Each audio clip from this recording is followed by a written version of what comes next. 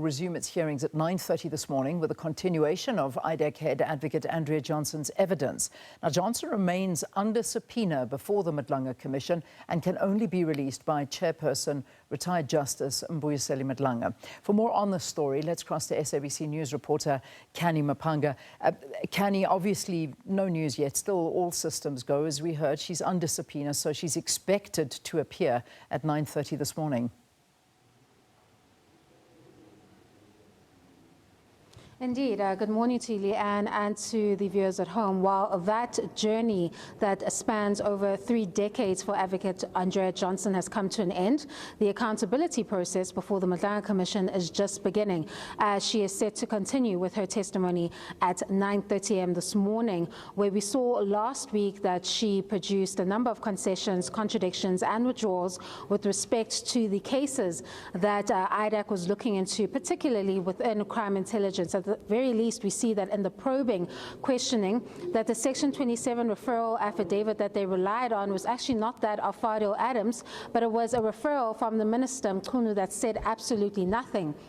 And the evidence further reveals that that particular letter was used in order to launch a parallel investigation using a Section 27 referral from Fadil Adams that was solicited from him by the IDAC investigators, or the team rather, that was assigned to this particular matter. It's a kind of testimony that raises a number of flaws in the operational methods of IDAC, and it raises questions as to what the alleged true motivation behind this case could have been, as we've seen that as the evidence advances, that the person who is alleged to have been an irregular appointment, or a so-called quote-unquote token appointment, as Advocate Andrea Johnson stated and later withdrew before the Commission, Brigadier Dineo Mokwele, it seems that her appointment was above board, or at least in terms of the qualifications, because she exceeded the expectations of the post and was pretty much vindicated before the probe, and it led to several complaints that have been filed so far. We've seen that Public Interest SA has filed a complaint with the Legal Practice Council, as well with the IDAC